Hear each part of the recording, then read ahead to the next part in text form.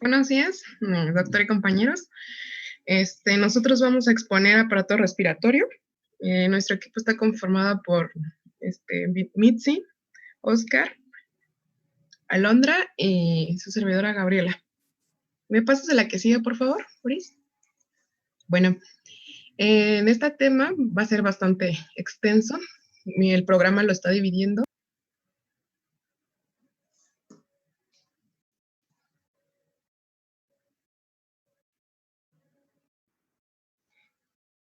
Ya no se escucha. Por dos. Gaby, ¿estás ahí? ¿Chicos? Gaby. A ver, pausa. ¿Salió? Hola. O algo así. Porque yo no la encuentro aquí. Sí, creo que se salió porque yo tampoco la veo ya. Ahora sí. Creo que tiene problema con su internet. Yo se le ha de haber ido la luz. Esa es la otra. A ver, me voy a tratar de poner en contacto con ella. Sí.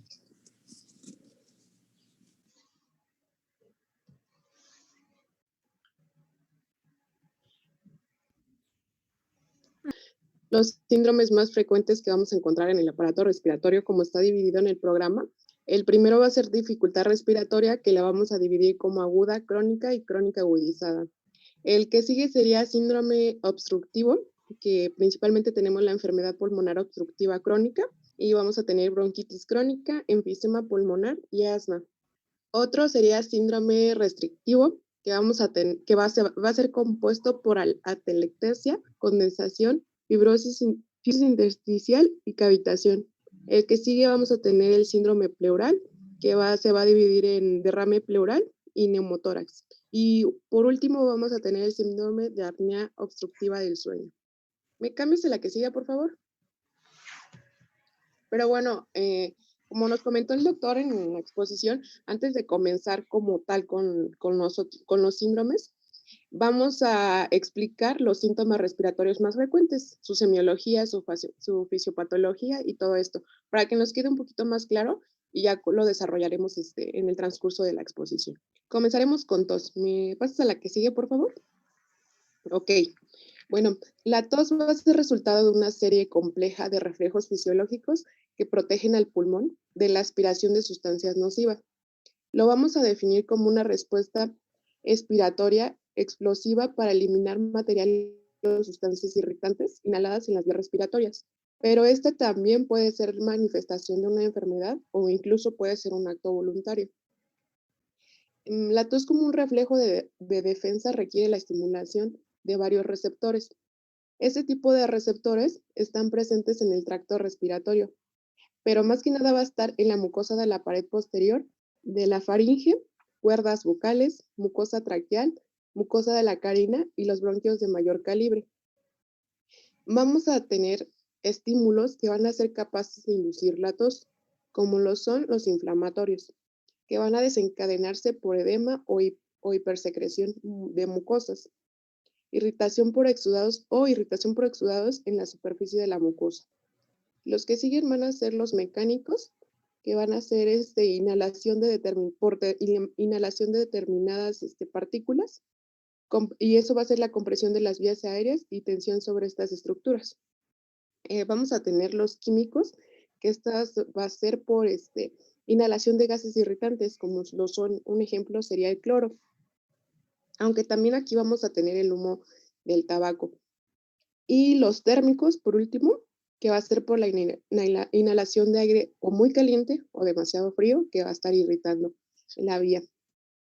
Y bueno, vamos a desarrollar que se encuentra en 4 fases para que se dé una tos, ¿no? Para que se diga que es una tos.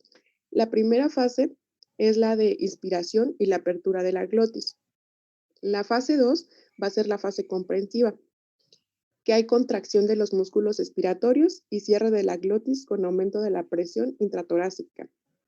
La tercera fase es fase expiratoria o expulsiva, donde se abre la glotis y se expulsa el aire a una velocidad muy grande, que puede ser de hasta 2.500 centímetros por segundo. Y tenemos la cuarta fase, que es de reposo, en la cual se va a producir relajación de los músculos respiratorios y reexpansión de las vías aéreas. ¿Me pasas a la que sigue, por favor?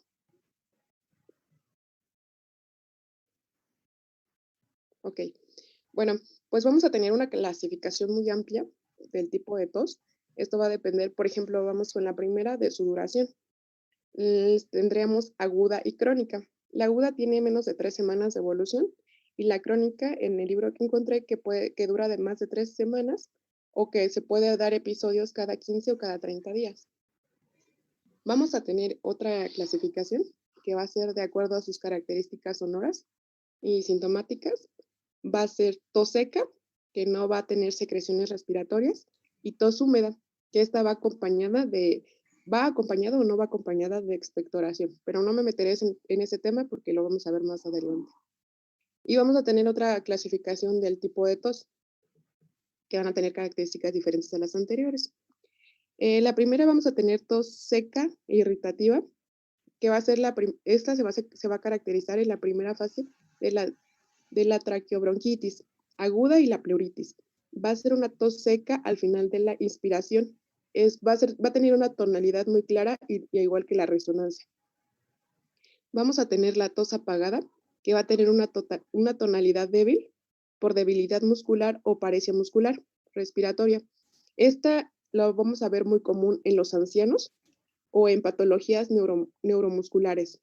Vamos a tener la siguiente, que sería la tos quintosa, que es propia esta tiene 5 o más accesos de tos, que permite con una inspiración profunda y va a ser sibilante. Es espesa y a veces puede causar vómito en el paciente.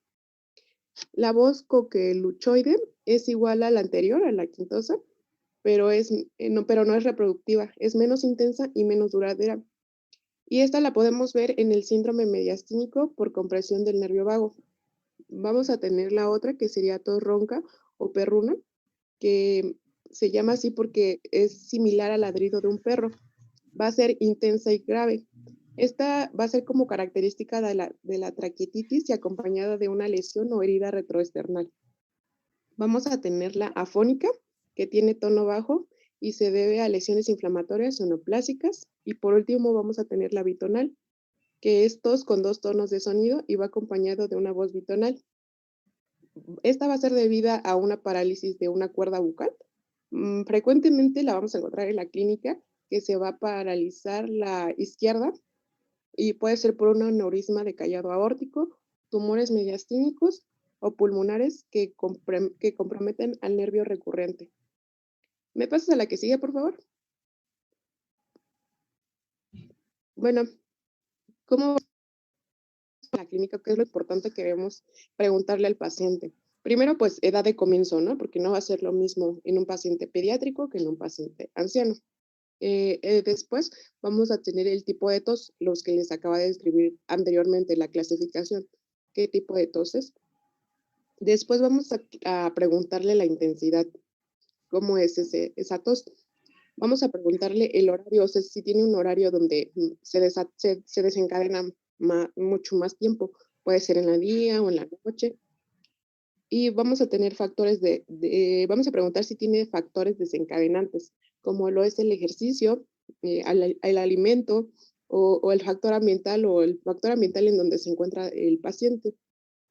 Vamos a preguntar si ha tenido tratamientos previos y por último, antecedentes heredofamiliares. ¿Esto para qué? Para ver si el paciente está asociado a alguna patología.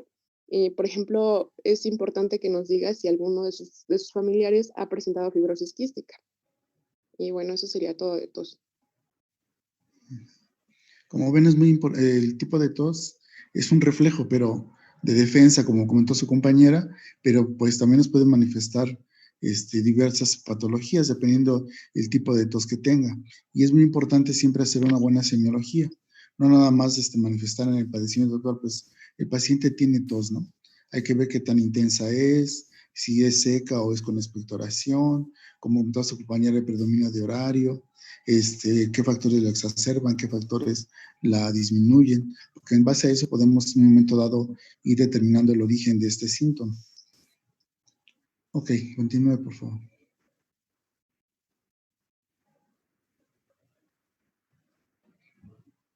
¿Puede continuar, por favor?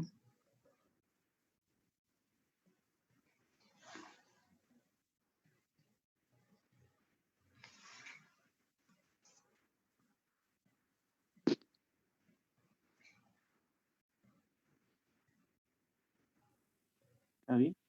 ¿Puede continuar? Sí, yo ya Bris, terminé esa parte. Ah, Bris. sí, sigue Briset, pero creo que tiene apagado su micrófono.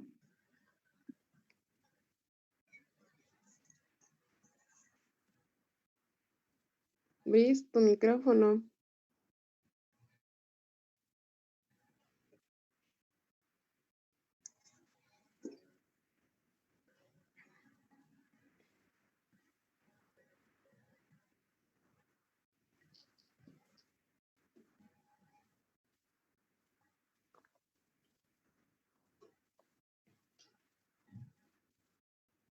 Bien, otra de Ujú. las características que tenemos que tomar en cuenta, que son signos como de base, sería la cianosis, que es la coloración azulada de la piel y de las mucosas, que generalmente se debe a la falta de oxígeno.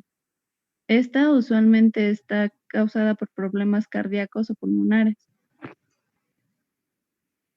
Entre otras causas, encontramos también, por ejemplo, el coágulos sanguíneos, el ahogamiento, exposición a elevadas alturas, una hipoventilación, un deterioro de la difusión del oxígeno o una fístula que es arterial venosa, perdón, pulmonar.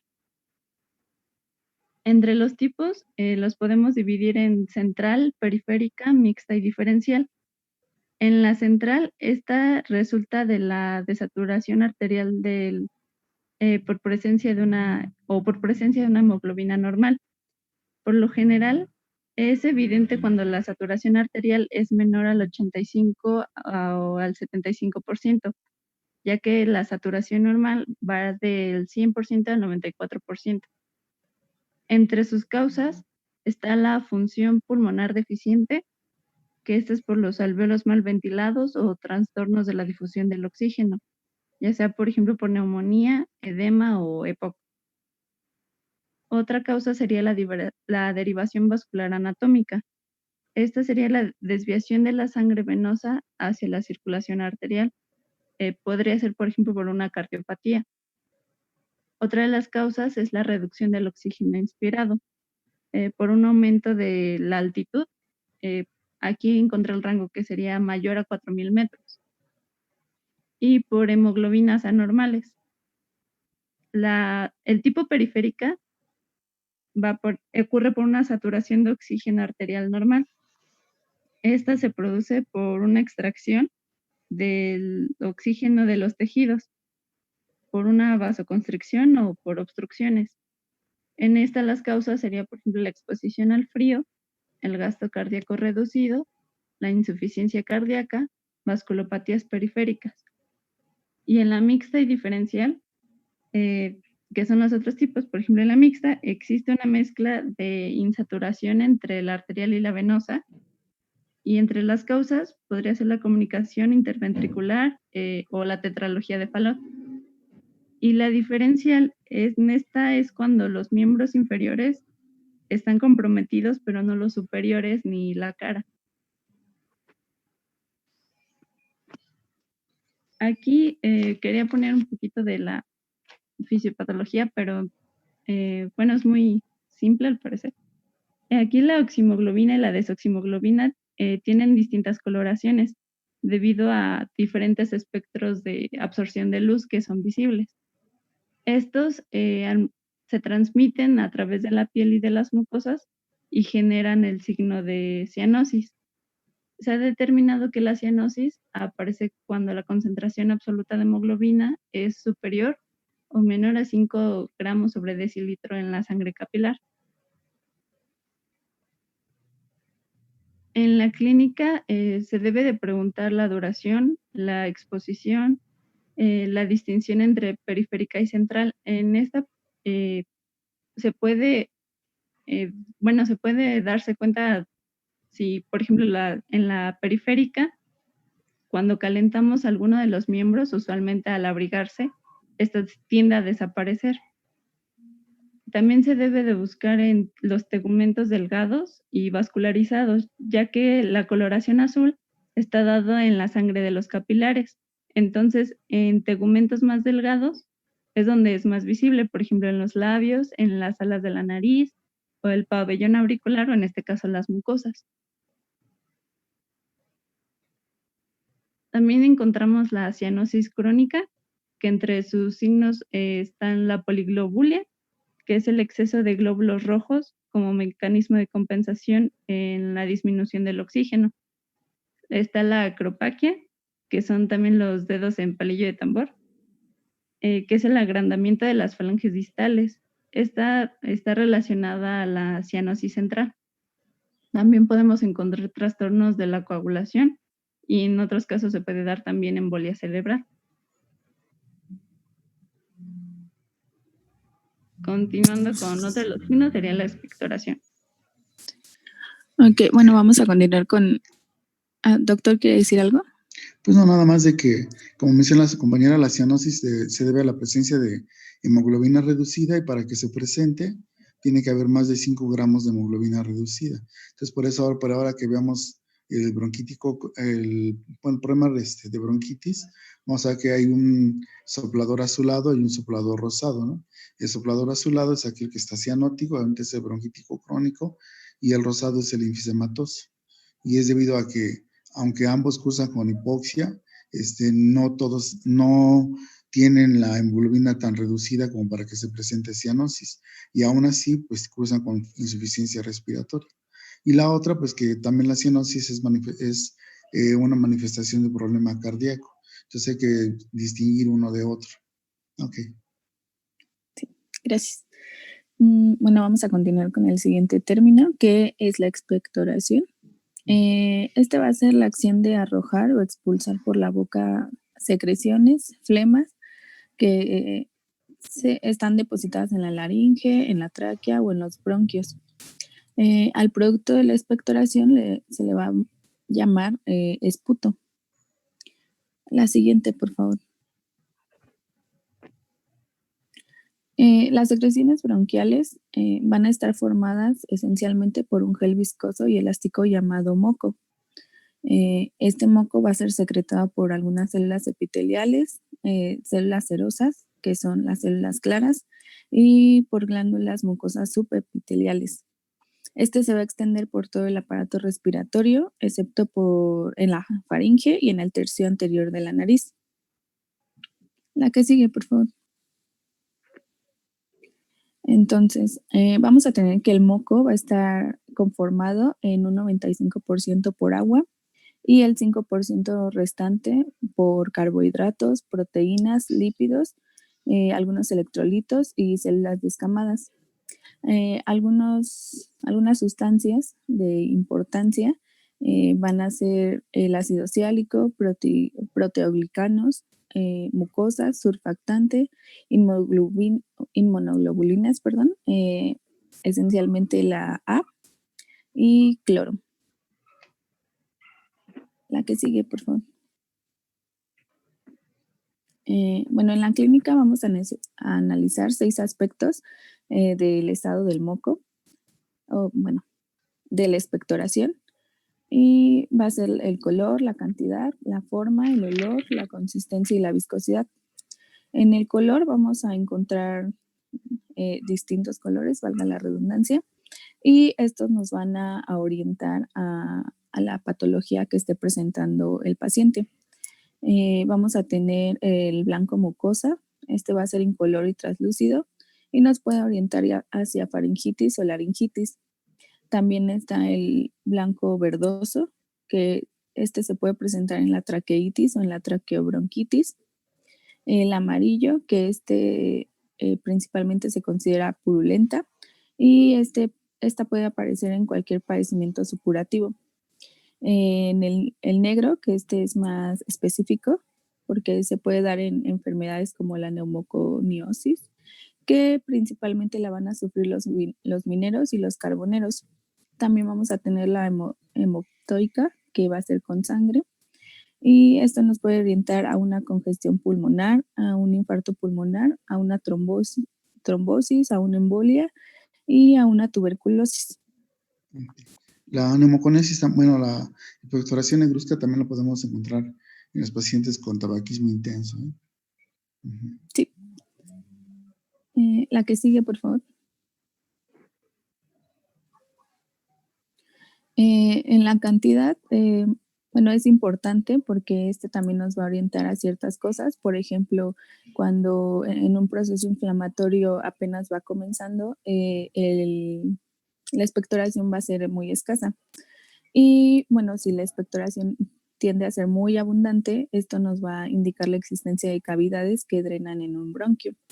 También la cantidad es importante porque nos puede ayudar a evaluar la respuesta a algún tratamiento. Esta cantidad se va a medir en un vaso de precipitados. También la forma es importante y esta va a depender del contenido en pus y moco. Si abunda el moco, esta va a ser globosa y aperlada. Y si es purulenta, por lo regular esta expectoración no va a tener una forma bien definida. La que sigue, por favor. También el olor va a ser importante. Por ejemplo, bueno, también nos va a indicar algunas ciertas patologías. Si es fétido, nos va a indicar un absceso pulmonar, puede ser también rancio y puede ser un quiste hidratado de pulmón. Y los regiones pectorales no tienen olor, sino que con el tiempo y dependiendo de la proliferación de ciertas bacterias, van a emitir un olor. En la consistencia y la viscosidad vamos a tener expectoraciones fluidas y estas se van a presentar en el edema agudo del pulmón, por ejemplo. También vamos a tener una expectoraciones adherentes que van a presentar, se van a presentar, por ejemplo, en las reagudizaciones asmáticas. También vamos a tener necróticas y estos se van a dar en los abscesos pulmonares o en algunos tumores necrosados. La que sigue, por favor. También vamos a tener el aspecto macroscópico. En la mucosa puede ser incoloro y transparente y puede presentar distintas consistencias, desde muy fluido hasta sumamente viscoso, denso y, bueno, de difícil eliminación, va a referir el paciente. También vamos a tener la mucopurulenta y purulenta, y esta se caracteriza por ser fluida, opaca, de color amarillo o verdoso. La cerosa, esta se va a presentar como un líquido claro, espumoso, de color ligeramente amarillento o rosado pálido, y en ocasiones va a ser muy abundante. La sanguinolenta, que a esta le vamos a llamar esputo hemoptoico. Y bueno, eso sería todo respecto a la expectoración. Entonces, por favor, cuando les digan que su paciente si tiene tos, siempre es muy importante preguntar si tiene expectoración, si tiene flemas, ¿no? Porque así, si le dice a la familia al paciente que tiene expectoración, muchas veces no va a entender a qué nos estamos refiriendo. Y siempre hay que preguntar las características de la expectoración para que en base a eso nos orientemos hacia cuál es el origen, si es origen infeccioso, es origen inflamatorio, ¿sí? Y en un momento dado, pues tratar de orientarnos ya hacia el origen del proceso que está presentando el paciente. Por ejemplo, si es una expectoración amarillenta, como bañera verdosa, pues si tiene fiebre, pues evidentemente está viendo a un proceso infeccioso, ¿no? Pero si es una expectoración serosa o mucosa de difícil expectoración, la tos no es la tos es en accesos, se exacerba con el frío, pues nos puede estar hablando de un origen inflamatorio, nada más, sin que haya necesariamente un proceso infeccioso agregado. ¿Sí? La que siga, por favor. Claro. Bueno, entre otros de los síntomas respiratorios más frecuentes encontramos la disnea, el cual es la dificultad respiratoria o la sensación de falta de aire, el cual también se nos puede definir como una afección que nos involucra la sensación de la dificultad o la incomodidad al respirar, o la sensación de que no se está recibiendo nada de aire. La siguiente, por favor. La disnea puede tener varias causas. Entre ellas, puede ser un ejemplo, la cardiopatía, la cual nos puede causar una disnea si el corazón es incapaz de bombear suficiente sangre para suministrar el oxígeno al cuerpo. O también otras causas aparentes puede ser el ejercicio leve. Un ejemplo, si te toca fisiología hasta el tercer piso, tienes que correr hasta el tercer piso de la facultad y llegamos todos sacando la lengua, o en términos médicos, disnéicos. La otra, por favor.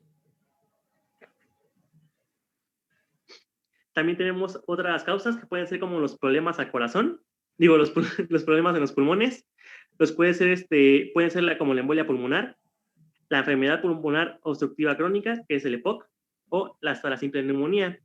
También otros problemas que podemos tener son los problemas que pueden estar originados en las vías respiratorias. Un ejemplo puede ser los bloqueos en los conductos de aire en la nariz, el ahogamiento por algo atorado en las vías respiratorias, o la inflamación alrededor de las cuerdas vocales, en términos médicos, stroke.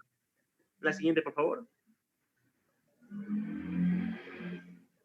También podemos ver que ahora sí podemos tener otros problemas en el corazón. Uno puede ser ataques cardíacos, insuficiencias cardíacas o arritmias, que son alteraciones en el ritmo cardíaco. La siguiente, por favor. También otras causas entre todas estas son varias. Una, por ejemplo, son los ataques de pánico, las anemias, que es por tener hemoglobina baja, las alergias también, puede ser al moho, al pasto, tierra, lo que sea. También el simple ascenso a grandes alturas, donde podemos encontrar menos oxígeno mientras más altitud encontremos. El estrés emocional, también como la ansiedad. La obesidad, que es igual uno de los más importantes. O la compresión en la pared torácica. O, como ya les he dicho, el polvo en el ambiente. La siguiente, por favor. Bueno, aquí podemos valorar la disnea. Es una de las cosas que se pueden valorar. Por ejemplo, aquí tenemos una, que es para valorar la disnea cardíaca, que según la NYHA, el cual, por ejemplo, nos puede clasificar en 4 rubros. Por ejemplo, la clase 1 nos la marca como la ausencia de síntomas en la actividad habitual. ¿Esto qué nos define? Es como que no hay limitación de la actividad física y la actividad ordinaria no nos ocasiona ninguna fatiga, palpitaciones, disnea o algún otro dolor. En la clase 2 tenemos que hay síntomas de disnea con actividad moderada. Esto nos define como la ligera limitación en la actividad física, que sería una limitación, con las cuales son confortables en el reposo. En la actividad ordinaria sí nos fatiga, nos ocasiona palpitaciones, disnea y entre otras. Tenemos también la clase 3, la cual son síntomas con escasa actividad, la cual se nos traduce a que sí hay una marcada limitación en la actividad física, las cuales son igual confortables en el reposo, y la actividad física menor que la ordinaria nos fatiga, nos causa palpitaciones y disnea. Y por último, tenemos la clase 4, las cuales sí se nos presentan síntomas en reposo, las cuales aquí sí nos da una incapacidad para llevar a cabo cualquier actividad física sin disconfort. Los síntomas aquí sí se marcan síntomas de insuficiencia cardíaca o de síndrome anquinoso, los cuales pueden estar presentes en el reposo. Y si se realiza cualquier actividad física, este disconfort pueda llegar a aumentar. La siguiente, por favor, en la cual tenemos otra clasificación, la cual es para la disnea respiratoria, según la MRS, la cual aquí nos da 5 rubros, de grado 0 hasta grado 4. La primera nos lo marca como la ausencia de disnea, excepto a realizar un ejercicio intenso. El grado 1 lo marca como la disnea al andar deprisa o al subir un poco una cuesta pronunciada. La 2, la incapacidad de mantener el paso a otras personas de la misma edad o al andar caminando en llano, o sea, en lo planito, debido a la dificultad respiratoria, o tener que parar para descansar al andar en llano. El 3 nos lo marca como el tener que parar a descansar cada 100 metros o a los pocos minutos de andar en llano. Y el grado 4, la disnea nos impide al paciente salir de casa o a realizar actividades ordinarias como el vestirse o desvestirse. Estos son como algunas de las clasificaciones con las cuales podemos valorar la disnea. Y bueno, ya sería un cachito de disnea que les quiero compartir. ¿Algo quiere agregar usted, doctor? Nada más de que, pues, si se fijan también, la disnea es puede ser de origen cardíaco como respiratorio. Y es un síntoma como tal, pues es algo subjetivo, ¿no?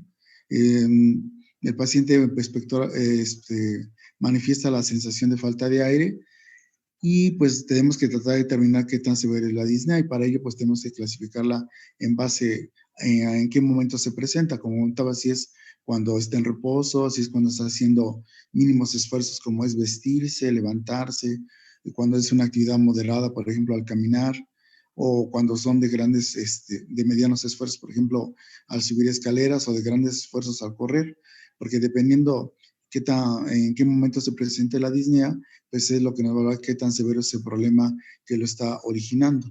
Y en un momento dado, pues tenemos que determinar si es de origen cardíaco respiratorio, aunque puede ser mixto el problema, ¿no? Entonces, siempre que nos refiere el paciente disnea o a sensación de falta de aire, hay que hacer una buena semiología, porque luego es algo que les falta al hacer las historias clínicas. Mencionan los síntomas, pero no hacen semiología del síntoma. Entonces, es algo que no se les debe olvidar, tanto en la tos, la expectoración, la disnea, hay que hacer una buena semiología, ¿no? La cianosis también. Otro síntoma que faltaría sería el dolor torácico. Hay que hacer un buen interrogatorio para saber cuál es la probable etiología que está presentando o que está originando el síntoma que está refiriendo el paciente. Nada más. Sí, bueno, ya comenzaríamos con los síndromes y el primero que marca el programa es dificultad respiratoria. ¿Me cambias de la que sigue, por favor?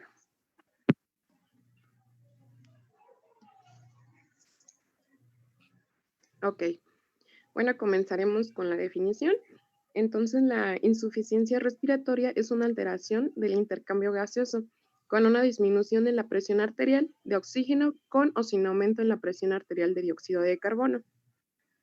Vamos a tener una clasificación según el tiempo de insaturación, que sería insuficiencia respiratoria aguda e insuficiencia respiratoria crónica, que veremos posteriormente. ¿Me cambias a la que sigue, por favor?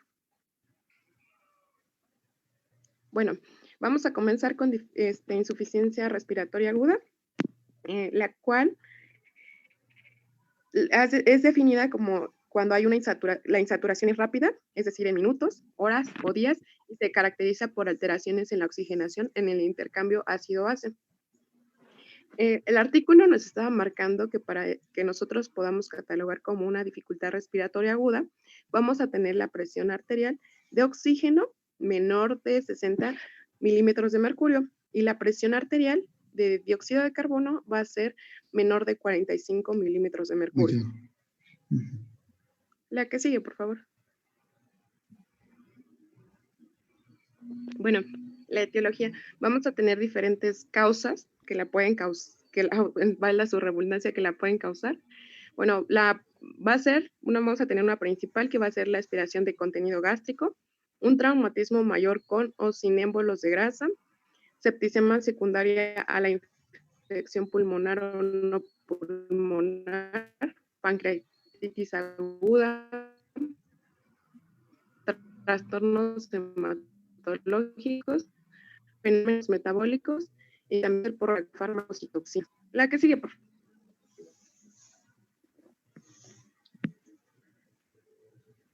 La que sigue, por favor, Brice. Ya está. También en un artículo encontré que lo vamos a poder dividir según el nivel anatómico, la etiología. Bueno, vamos a comenzar con el principal, que sería el sistema nervioso central, que esta puede ser causada por un accidente cerebrovascular, sobredosis de sedantes o traumatismo cráneoencefálico. En el sistema nervioso periférico vamos a tener el síndrome de Guillain-Barré, porfirina, y en la placa neural mioneural vamos a tener tétanos y miastenia graves. Los músculos respiratorios vamos a tener, por ejemplo, la poliomielitis. En la caja torácica puede ser desencadenante por una cirugía de tórax o un trauma torácico. En las vías aéreas puede ser causada por asma, por EPOC y obstrucción respiratoria alta. Los pulmones como tal vamos a tener neumonía, fibrosis pulmonar y edema agudo, y arteria pulmonar por embolia pulmonar aguda. ¿Me pasas a la que sigue, por favor?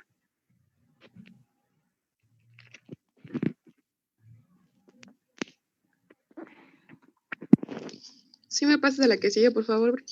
Gracias. Bueno, comenzaremos con la anatomía patológica que vamos a tener en la insuficiencia respiratoria aguda.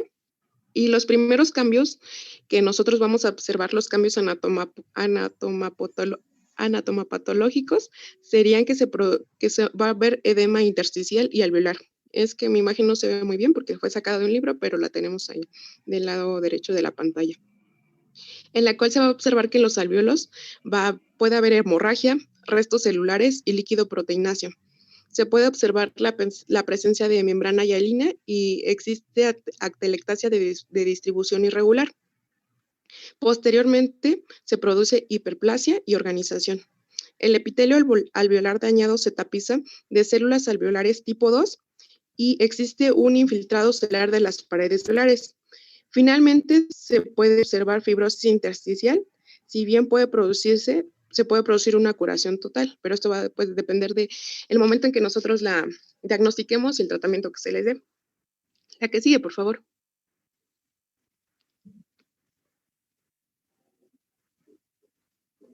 Bueno, la que sigue, por favor.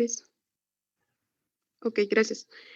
En la patogenia, pues vamos a conocer varios. En los libros decía que no se conocía como tal bien cuál es el patrón que sigue, pero encontré este, ya que pues en esta van a intervenir muchos factores. Bueno, las células del endotelio capilar y las células epiteliales alveolar de tipo 1 se dañan pronto, causando un aumento de la permeabilidad capilar y la insaturación de los alvéolos con líquido proteináceo. Se acumulan neutrófilos en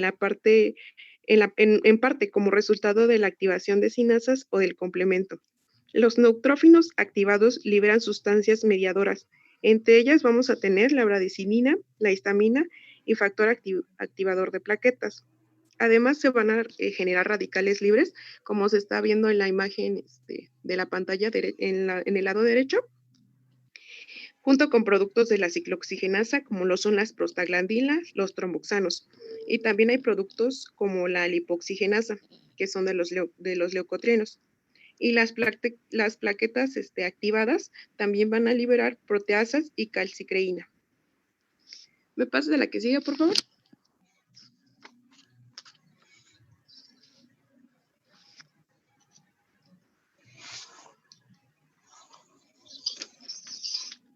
¿Sí me pasas a la que sigue, por favor? Ok, en cuanto a cómo se va a caracterizar la función pulmonar de este síndrome, bueno, principalmente lo que vamos a encontrar que los pulmones adquieren una gran rigidez y se necesita presiones inusualmente elevadas para ventilarlos de manera mecánica. La causa del aumento de la fuerza de retracción elástica, lo más probable es que se deba al exudado y al edema alveolar, que exageran las fuerzas de tensión superficial. Además, los edemas alveolares edematosos disminuyen el volumen. También es posible que el edema intersticial contribuya a la rigidez pulmonar que presenta en este síndrome. Bueno, vamos a ver que existe un importante desequilibrio ventilación-perfusión y gran parte importante del flujo sanguíneo total se dirige hacia el alvéolo sin ventilación. Esta fracción es considerable porque puede llegar hasta el 50% o más. Como les tengo en la imagen en la pantalla del lado derecho, este es una imagen que muestra los resultados obtenidos por un método de múltiples gases inertes en un paciente de 44 años que presentó insuficiencia respiratoria tras sufrir un accidente automovilístico. Y su tratamiento fue con ventilación mecánica. Como vamos a observar, va a haber la presencia de flujo sanguíneo hacia la unidad pulmonar con cocientes de ventilación-perfusión anormal bajos y también el cortocircuito del 8%, que ahí lo tenemos marcado en la gráfica. También muestran una gran parte de la ventilación se dirige hacia unidades cocientes de ventilación-perfusión elevados. Una razón para ello son las presiones anormales elevadas generadas por el respirador, que disminuyen el flujo sanguíneo en los alvéolos. El desequilibrio ventilación-perfusión y el cortocircuito causan una gran hipoxemia. Generalmente vamos a encontrar que en estos pacientes deben de tratarse con mezclas enriquecidas de oxígeno, porque si respiran aire, inclusive con un respirador, se produce una presión parcial de oxígeno arterial peligrosamente baja.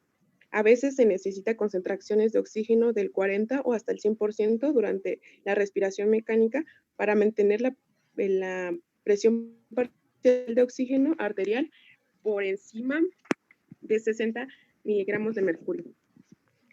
Y bueno, vamos a tener que, bueno, al final casi de mi parte vamos a ver los tipos de oxígeno, bueno, los tipos de oxígeno que se le puede dar al paciente, ¿no? Porque puede ser tanto hospitalaria como intradomiciliaria. ¿Me pasa la que sigue, por favor? No, nada más en esto, va a haber como comentaba, una alteración en la relación ventilación-perfusión. Va a haber alvéolos que van a estar perfundidos, pero no van a estar bien ventilados. Entonces, eso va a condicionar esa alteración del intercambio de oxígeno y de CO2, ¿no? Dependiendo de qué tan severo sea el problema, pues va a ser la severidad de la falla respiratoria que tenga nuestro paciente. Ok. Sí. Bueno, en cuanto a las manifestaciones clínicas, va a ser un inicio rápido que aparecen prácticamente de las primeras 12 a 18 horas. Vamos a tener el incremento de la frecuencia respiratoria y también se puede observar hipoxemia. ¿Me cambias a la siguiente, por favor? Y de acuerdo, pues vamos a tener a la hipoxemia como la presenta el paciente. Puede ser leve, grave o crónica. En la hipoxemia leve vamos a tener, no se va a tener tanta sintomatología, salvo la posible ligera presencia de hiperventilación. En la hipoxemia grave vamos a tener cianosis, cefalea, desorientación temporoespacial y coordinación motora, disminución de la capacidad intelectual, irritabilidad, ansiedad, somnolencia, estupor o coma, astenia, taquicardia, hipertensión arterial y oliguria. En cambio, en la hipoxemia crónica podemos tener incluso hipertensión pulmonar. Y bueno, también leí que para ver si tenemos una cianosis central o periférica, la cianosis central principalmente la podemos descubrir en la lengua. Por eso es importante que nosotros revisemos al paciente su lengua, porque pues ahí nos puede dar un signo de que hay cianosis central. ¿Me cambias al anterior, por favor? Y pues ya cuando tenemos un cuadro más grave puede haber una respuesta sistémica que produce insuficiencia orgánica múltiple y que más particularmente va a afectar al sistema renal, gastrointestinal, cardíaco y nervioso central. ¿Sí me cambias, por favor?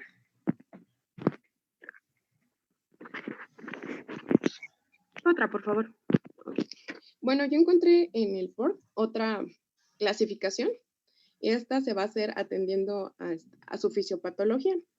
Como tal, vamos a tener la primera, que sería insuficiencia respiratoria hipoxémica secundaria al fallo de la función pulmonar de intercambio de gases. Esta hipoxemia vamos a tener presión parcial de oxígeno inferior de 70 a 80 miligramos de mercurio y presión parcial de dióxido de carbono, que la podemos encontrar normal o disminuida. Y la otra vamos a encontrar, que encontré en el libro, que sería insuficiencia respiratoria hipercápnica debido al fallo ventilatorio. Además, esta puede coexistir hipoxemia o en presencia de esta patología. ¿Me das la que sigue, por favor?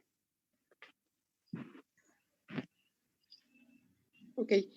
Vamos a describir cuáles son sus causas de la insuficiencia respiratoria hipoxémica. Vamos a tener enfermedad pulmonar obstructiva crónica, que sería el EPOC, enfermedad pulmonar intersticial, que sería la restrictiva, que no me meteré en ellas porque posteriormente se van a analizar con mis compañeros, neumonía grave y atelectasis. En la otra, en la insuficiencia respiratoria hipercápnica, vamos a tener obstrucción de las vías respiratorias inferior, laringoespasmos, tumores, debilidad o parálisis de músculos respiratorios, lesión cerebral, sobredosis de fármacos, como lo había mencionado en su etiología de acuerdo a la anatomía, que sería síndrome de Guillain-Barré, distrofia muscular, lesión de la médula espinal y lesión en la pared torácica. ¿Me pasas a la que sigue, por favor? Bueno, pues vamos a describir su fisiopatología. En la primera, en la insuficiencia respiratoria hipoxémica, vamos a tener que se debe a dos causas fisiopatológicas, porque se va a estar disminuido la presión parcial de oxígeno arterial. La primera va a ser la discrepancia ventilación-perfusión. Ocurre cuando las áreas del pulmón son ventiladas pero no perfundidas, o sería el caso cuando las áreas son perfundidas pero no ventiladas. Y pues vamos a observar hipoxemia. Es lógico, ¿no? Vamos a tener la fisiopatología de la insuficiencia respiratoria. Ah, no, me faltó, perdón. En ese también vamos a tener disfunción afectada, que va a ser descrita como una afección en el intercambio de gases en el aire alveolar y en la sangre pulmonar. Y la sangre pulmonar está obstaculizada por el incremento de la distancia para la disminución o disfunción de la permeabilidad en el intercambio de gases. O sea que la hipoxémica la podemos tener por dos causas fisiopatológicas, o la desencadenan dos causas fisiopatológicas. En la otra vamos a tener la insuficiencia respiratoria hipercámica, que su causa va a ser la hipercapnia debido a la insuficiencia respiratoria.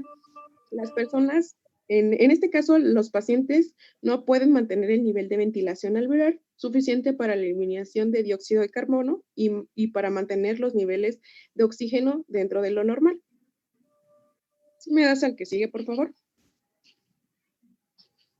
Bueno, el diagnóstico. Pues antes de cualquier otro, mandar otro estudio o algo así, lo primero que tenemos que hacer, como lo hemos visto en clases anteriores, es interrogar bien al paciente. O sea, tanto preguntarle, como mencionó el doctor, la semiología de los síntomas que presenta, así como había mencionado sus antecedentes heredofamiliares, ¿no? Porque pues ahí nos puede dar como una pista a lo que puede padecer el paciente. Vamos a tener que para el diagnóstico va a ser algo difícil, ya que como vimos la etiología es muy amplia y va a ser va a ser difícil describir como tal un cuadro clínico característico, es decir, no va a tener como síntomas que digan es específico de insuficiencia respiratoria. Y de hecho, pues puede venir acompañado de algún otro síndrome que se verán posteriormente. Por lo cual vamos a tener que el diagnóstico no lo podemos dar así muy rápido, pero sí es importante para ver el tipo de tratamiento que se le va a dar. Entonces, ante una sospecha, que nosotros tengamos una sospecha con un paciente en estas condiciones, lo primero que vamos a hacer para confirmar sería una gasometría arterial. Después de esta, nosotros vamos a descartar, bueno, y además de esta, nos va a decir los valores de severidad del cuadro que tenga el paciente, ¿no? Vamos a ver si está aguda o grave. Después de la gasometría arterial, ya vamos a confirmar el diagnóstico de insuficiencia respiratoria, pero vamos a tener datos que coincidan. Y vamos a tener una insuficiencia respiratoria aguda con presión parcial de oxígeno bajo normal o con presión parcial de oxígeno elevada. Y como les había mencionado, se me olvidó mencionar que también en la exploración física podemos encontrar datos de inestabilidad y gravedad como incoordinación tóraco-abdominal, y que esta se puede caracterizar por el uso de musculatura accesoria. También puede haber pausas de apnea, hipoxia e hipercapnia.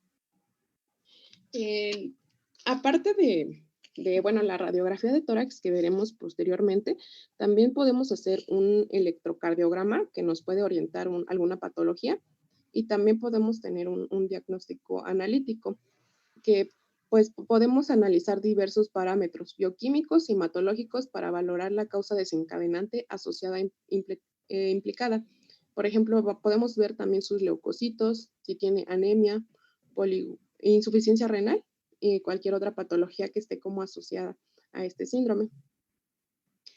También para dirigir o para saber más el origen etiológico, vamos a tener otras pruebas complementarias, pero que eso ya depende de cada paciente, como una TAC torácica, un ecocardiograma, cultivos de secreciones respiratorias y pruebas de funciones respiratorias.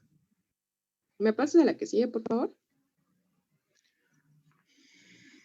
Bueno, aquí les puse una radiografía de tórax que muestra opacidades bilaterales difusas que son muy características de la dificultad respiratoria aguda.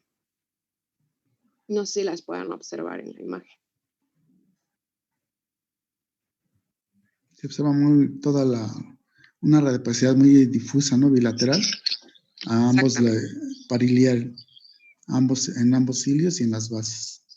Solamente los ápices pulmonares se ven bastante bien, bueno, se ven mejor ventilados. Uh-huh. Exactamente. Este ya puede ser compatible con una neumonía, por ejemplo. Sí. ¿Me pasa a la que sigue, por favor? Bueno, aquí conseguí una tomografía de tórax de un paciente con síndrome de dificultad respiratoria. Tenemos, no sé si puedan observar la flecha roja, que va a señalar las opacidades alveolares difusas en el paciente. También podemos observar que en